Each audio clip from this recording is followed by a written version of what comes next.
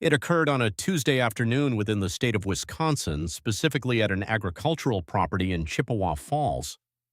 Broadcasting equipment was actively recording as an NBC journalist posed a completely standard inquiry regarding the military engagement in Iran. This occurred during the midpoint of a comprehensive interview covering the national economy, the upcoming midterm elections, escalating fuel costs, and the typical array of subjects that surface when a sitting president grants an hour-long sit-down with a major network. It was the exact variety of inquiry that gets vocalized simply because journalistic obligation demands it. It was the exact variety of inquiry that the executive communications staff had meticulously drafted safe responses for. It was the exact variety of inquiry that was entirely supposed to generate a heavily rehearsed response focusing on strategic necessity, unwavering American resolve, and the devastating consequences of inaction. Donald Trump, standing under the bright June sunlight with the expansive Wisconsin farmland behind him and the broadcasting lenses directly in front of him, absolutely did not deliver that rehearsed response. He uttered 7 specific words that instantly paralyzed the entire political ecosystem. We shouldn't have been in Iran. This was absolutely not a late-night social media post heavily manicured by a crisis communications team. This was absolutely not an official statement heavily scrutinized by legal counsel, political strategists, and press secretaries prior to public release. This was the sitting president of the United States speaking directly into a microphone on live camera during the middle of a major network interview. He stated out loud in incredibly plain English with absolutely zero ambiguity, zero qualifying language, and zero possibility of walking it backward that the specific military conflict he personally initiated should never have happened. This was the exact conflict that resulted in the deaths of 31 American service members, triggered the closure of the Strait of Hormuz, caused domestic gas prices to spike by 40%, and drained an estimated $847 billion according to independent fiscal analysts. This was the exact conflict that generated suffocating silence during congressional oversight hearings, sparked Department of Justice referrals, and produced classified casualty databases featuring drastically different numbers than the official public count. He bluntly stated that this entire catastrophic sequence of events should absolutely not have happened. 6 simple words from a local reporter in Wisconsin, followed by 7 devastating words from the commander-in-chief, fundamentally altered the entire trajectory of the narrative. 340 miles away in Washington, D.C., Kamala Harris was actively observing the broadcast. She had been monitoring the NBC interview on a television monitor situated within her private office. She had been actively engaged in completely unrelated tasks, but she immediately ceased those activities. The precise second those 7 words echoed from the audio speakers, she carefully rewatched the specific video segment, immediately grabbed her mobile device and placed an urgent call to her chief of staff. Following that, she picked up a writing instrument and drafted exactly 3 sentences onto a blank sheet of paper before immediately entering a vehicle and departing for the Capitol complex. If you are a new viewer to the Homeless People channel, please subscribe immediately because the ensuing events did not revolve around a predictable congressional hearing or a leaked classified document. It was something significantly more raw and immediate than either of those standard political occurrences. It involved a former vice president who had spent the entire preceding year aggressively arguing that this specific military engagement was a massive error, stepping directly to a microphone a mere 2 hours after the sitting president publicly conceded she was entirely correct. She proceeded to ask the singular, agonizing question that his shocking admission rendered completely unavoidable. This was absolutely not a nuanced policy debate or a manufactured political attack. It was one simple question, the absolute only question that mattered, the specific question that those 7 words uttered in a Wisconsin field made utterly inescapable. If you knew we shouldn't have been there, why did you send them? Washington, D.C., Tuesday afternoon, exactly 4:47 p.m.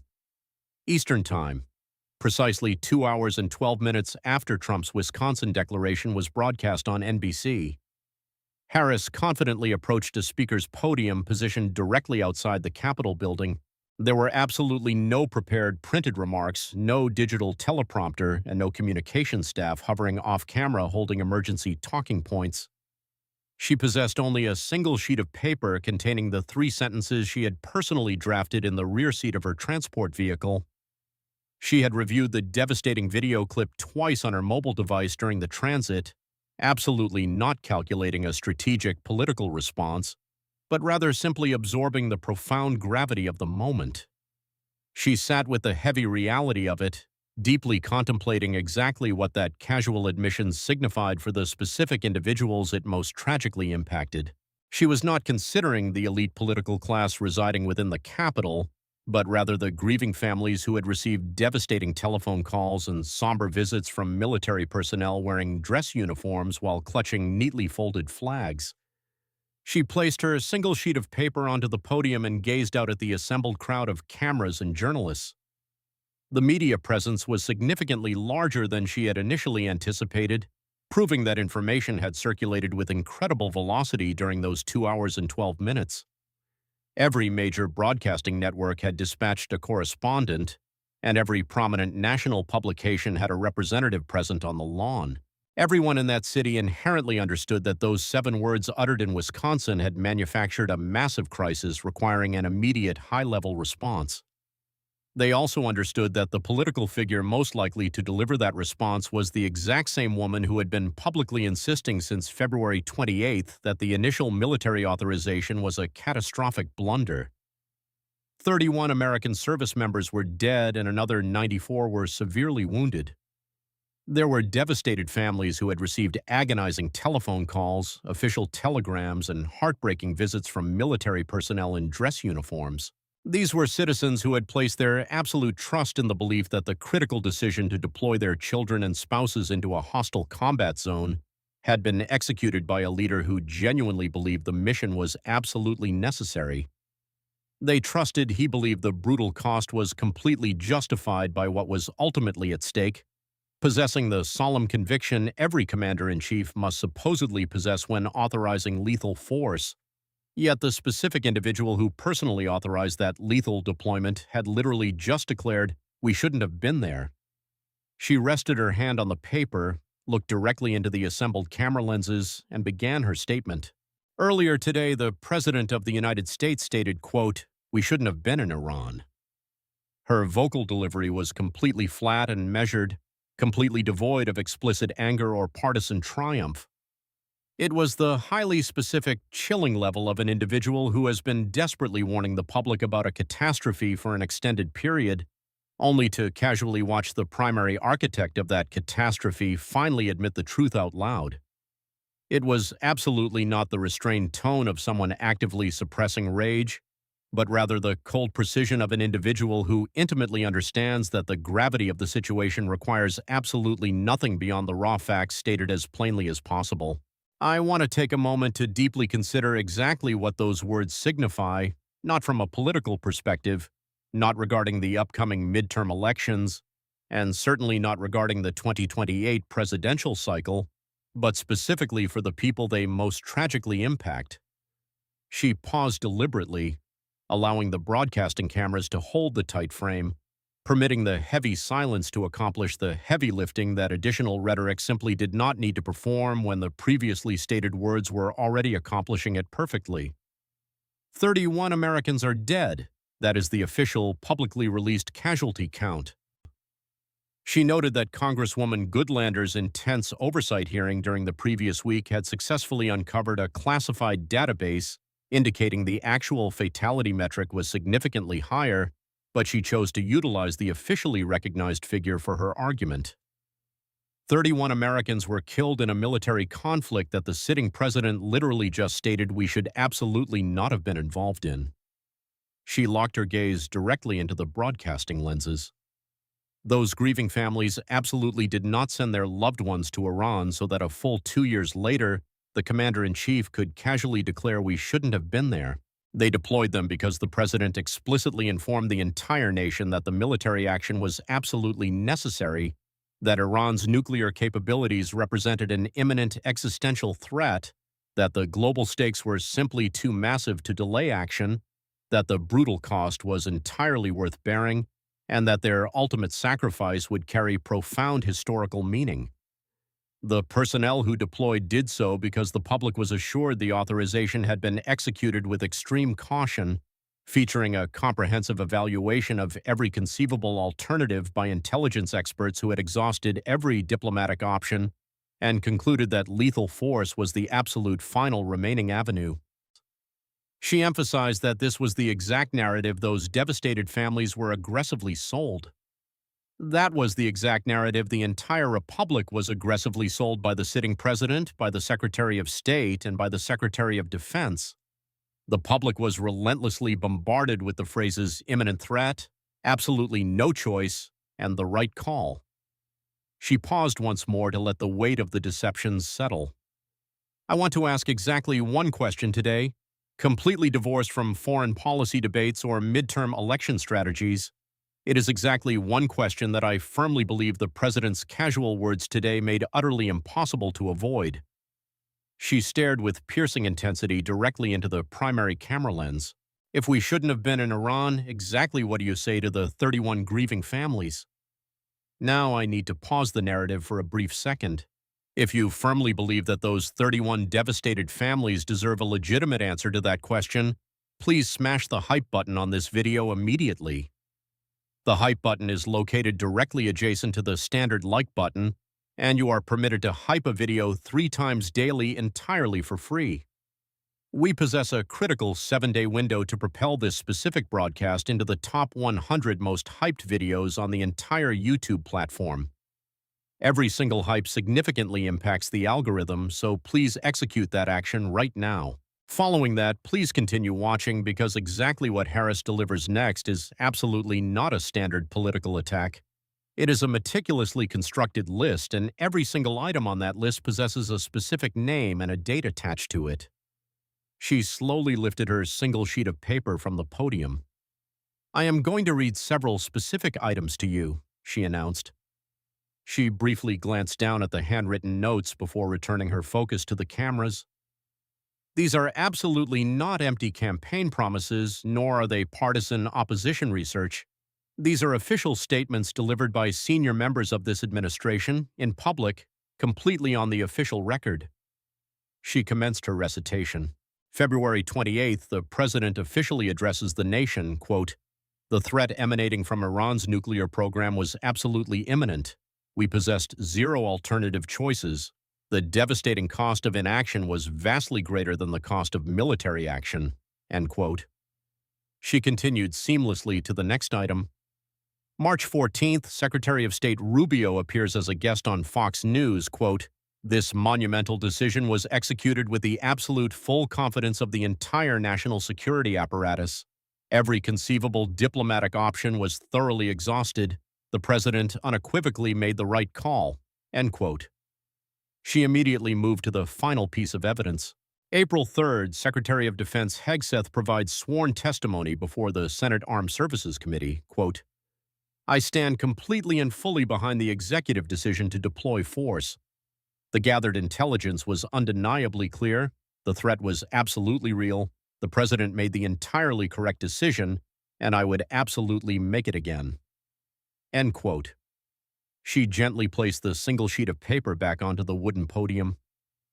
Then today in Chippewa Falls, Wisconsin, quote, "We shouldn't have been in Iran."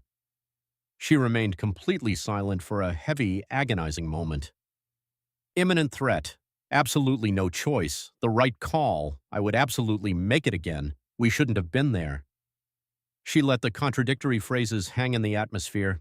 Those specific statements absolutely cannot all be true simultaneously, she stated quietly.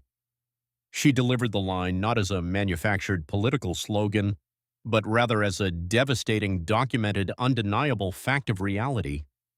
The aggressive statements that were deliberately utilized to justify deploying 31 Americans to their violent deaths absolutely cannot be true at the exact same moment as the casual statement delivered today in a Wisconsin agricultural field. One of those completely contradictory narratives is a blatant falsehood. Furthermore, the casual admission delivered today by the specific individual who personally authorized the lethal deployment strongly suggests he currently believes the initial justifications were entirely fabricated. She looked directly at the cameras exactly one final time. I have been publicly stating since February 28th that this military engagement was a catastrophic error, that the underlying intelligence absolutely did not justify lethal force, that the available diplomatic avenues were absolutely not exhausted, and that the brave personnel being deployed to fight deserved a commander-in-chief who had genuinely exhausted every possible alternative before executing that fatal call. She recounted the aggressive pushback she received. I was aggressively informed that I was merely playing partisan politics. I was aggressively informed that I simply did not comprehend the magnitude of the threat. I was aggressively informed that the authorization had been executed by elite experts who possessed highly classified knowledge that I did not possess. She paused to let the vindication settle, though it offered absolutely zero comfort. Today, the sitting president casually stated we shouldn't have been there. I absolutely do not highlight that reality to score a cheap political victory. I highlight it specifically because 31 American families deployed a loved one to Iran, and that loved one is absolutely never returning home. Those devastated families fundamentally deserve to hear the President of the United States explicitly explain the massive, agonizing gap between exactly what he stated when he ordered their deployment and exactly what he casually stated in Wisconsin today. She emphasized the moral obligation. They fundamentally deserve that precise explanation. They have paid the ultimate price to earn it, and absolutely no public relations statement regarding shifting poll numbers, campaign strategies, or political messaging will ever serve as an adequate substitute for the truth. She smoothly gathered her single sheet of paper, folded it exactly once, and tucked it securely into her jacket pocket. The assembled journalists frantically shouted follow-up inquiries as she departed, but she absolutely refused to turn around or acknowledge them. She had effectively delivered exactly what she arrived to deliver: 3 handwritten sentences drafted in the rear seat of a transport vehicle, exactly one devastating question that entirely lacks a comfortable answer, and a heavy, suffocating silence at the conclusion that resonated vastly louder and more eloquently than anything the frantic White House press release issued 2 hours later managed to articulate. The precise moment Harris stepped back from that wooden podium, a fundamental shift occurred within the national atmosphere. This shift was absolutely not reflected in the immediate polling data or the calculated political strategies regarding the upcoming midterms, but rather in something significantly more foundational to the republic: the intense, agonizing debate regarding whether the military engagement was actually justified had been raging continuously for months.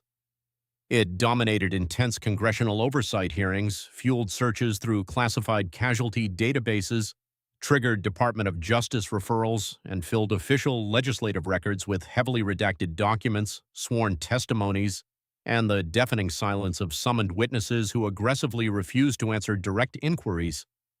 It had historically always been a highly complex argument regarding exactly what the classified intelligence genuinely indicated, exactly what viable alternatives actually existed, and exactly what the proper constitutional authorization process legally required. It was a vicious partisan argument between furious individuals hurling competing claims regarding specific facts that were partially hidden behind classification walls and partially disputed by conflicting agencies. Then Trump casually stated, "We shouldn't have been there," while standing in a Wisconsin field on live television, and the entire argument instantly ceased being about complex intelligence facts. It immediately transformed into an argument entirely about those 7 specific words and exactly what they signified for 31 grieving families. The entire national focus shifted to whether there possibly existed an adequate answer to the devastating question Harris posed, an answer that could somehow balance the agonizing weight of those 31 deaths, the careless cruelty of those 7 words, and the massive, horrifying gap between the urgent rhetoric utilized when the lethal decision was executed and the casual admission delivered on a Tuesday afternoon in June when the broadcasting cameras accidentally caught the president vocalizing exactly what he genuinely believes. That is the entirety of what I have to say today. Thank you. She physically stepped back from the wooden podium. She absolutely refused to field rapid-fire questions from the press corps because fielding questions was entirely unnecessary. The public statement was flawlessly complete. The historical record was impeccably clear. The agonizing gap between the urgent cries of imminent threat, no choice, and and the right call versus the casual admission of "we shouldn't have been there" was now meticulously documented in her own words, in Trump's own words, in Rubio's own words, and in Hegseth's own words. Every single one of those statements was completely public, completely time-stamped, and completely undeniable. All of those previous justifications were now permanently tethered to the exact same side of history as the 7 devastating words uttered in a Wisconsin field on a Tuesday afternoon in June. Exactly 30 minutes later, every major broadcasting network was running the explosive footage. They were absolutely not prioritizing Harris's formal statement. They were broadcasting Trump's 7 devastating words on a continuous, endless loop. "We shouldn't have been in Iran." The footage played while the specific dates of the 31 American casualties scrolled ominously underneath the video.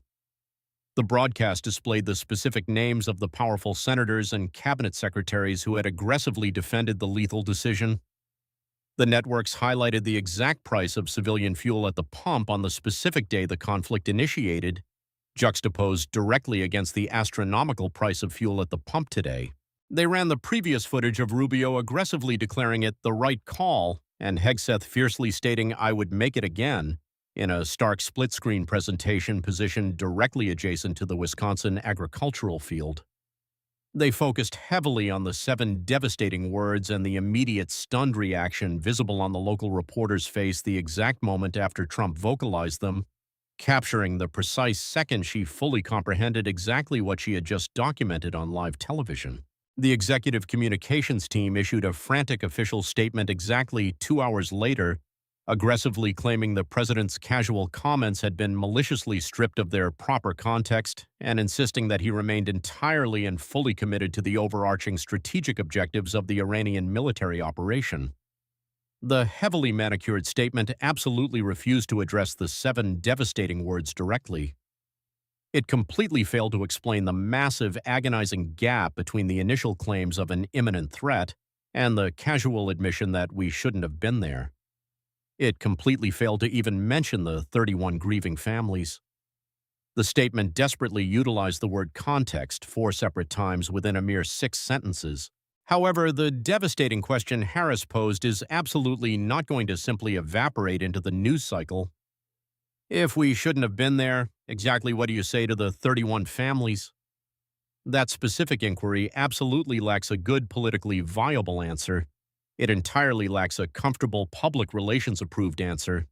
It fundamentally lacks any conceivable answer that successfully makes the agonizing gap between the urgent rhetoric utilized then and the casual admission vocalized today miraculously disappear. The 31 grieving families are absolutely going to hear those 7 devastating words, assuming they haven't been bombarded by them already. A portion of those families have been desperately seeking answers regarding this catastrophe since the very day it occurred. A portion of them have been obsessively monitoring every single oversight hearing, every leaked document, every official congressional statement, and every shifting number within every classified casualty database that has surfaced in the agonizing months since February 28th. A portion of them have aggressively flooded congressional offices with telephone calls. A portion of them have drafted heartbreaking, demanding letters. A portion of them have physically arrived at public political events and screamed questions that were aggressively ignored by elected officials. And every single one of those families has been surviving every single day carrying the crushing knowledge that the fatal decision to deploy their loved one into that chaotic situation was executed by a specific individual who is currently casually declaring on live television that we absolutely shouldn't have been there. We shouldn't have been in Iran. That casual admission was vocalized directly by the exact man who possessed the ultimate authority to authorize the deployment. Those are 7 devastating words permanently positioned directly adjacent to 31 American deaths, and absolutely 0 executive statements desperately pleading for context are ever going to successfully bridge the massive, agonizing gap between those 2 horrific realities. Absolutely 0 polished talking points regarding complex strategic objectives are ever going to successfully explain to a grieving mother exactly why her child was deployed to a violent conflict that the sitting president now casually admits should absolutely never have occurred. Absolutely 0 manicured press releases originating from a panicked communications team are ever going to alter exactly what those casual words signify to the specific individuals for whom they signify the absolute most. Harris asked exactly one devastating question while standing at a podium located outside the Capitol building, precisely 2 hours and 12 minutes after those 7 casual words were broadcast. If we shouldn't have been there, exactly what do you say to the 31 families? She absolutely did not attempt to provide the answer herself. She deliberately avoided answering it because providing that specific answer is absolutely not her constitutional or moral responsibility. It is entirely his responsibility. It is the sole responsibility of the specific man who casually stated we shouldn't have been there. It is the sole responsibility of the specific man who previously screamed imminent threat. It is the sole responsibility of the specific man who aggressively claimed no choice. It is the sole responsibility of the specific man who proudly declared it the right call. It is the sole responsibility of the specific man who boldly insisted I would make it again. That is the absolute only question that matters now. It absolutely does not matter regarding the upcoming midterm elections. It absolutely does not matter regarding the 2028 presidential cycle. It matters exclusively for 31 grieving families who on a random Tuesday in June activated their television sets and listened to the sitting president casually declare we shouldn't have been there, and were subsequently forced to discover a way to internalize exactly what that horrific admission signified for the loved one they sacrificed. Please subscribe to the Homeless People channel immediately, because tomorrow we are going to meticulously construct the entire comprehensive timeline. We will document every single public statement delivered by Trump, Rubio, and Hegseth aggressively defending the Iranian military authorization from February 28th up to this exact moment. We will document every specific quote, every specific date, and every specific aggressive claim regarding imminent threats, zero alternatives, the right calls, and I would make it again. Every single instance will be rigorously documented, time-stamped, and independently sourced. Subsequently, we will position every single one of those urgent justifications directly adjacent to the 7 casual words uttered in Wisconsin on a Tuesday afternoon. The massive, agonizing gap existing between those previous urgent statements and those 7 casual words currently serves as the single most critical, devastating document in this entire ongoing narrative. It is absolutely not a leaked classified dossier. It is absolutely not a subpoenaed, heavily redacted email chain. It is simply the undeniable, publicly accessible historical record.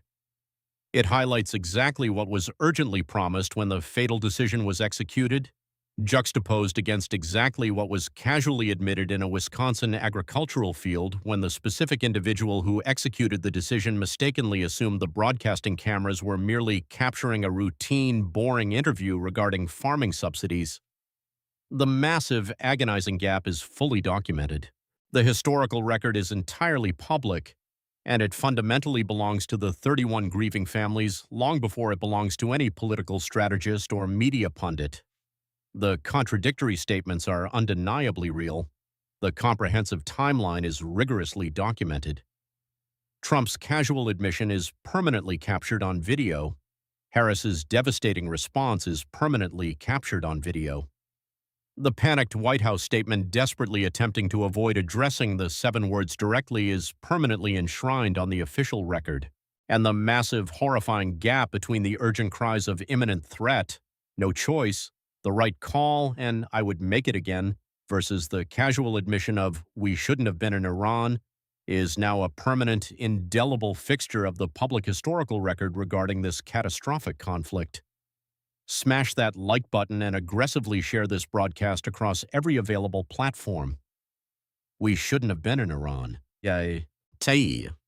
Those are 7 devastating words casually vocalized by the exact man who deployed 31 Americans to their deaths, followed by a former vice president who approached a microphone a mere 2 hours later and asked the absolute only question those 7 casual words make possible. If we shouldn't have been there, exactly what do you say to the 31 families?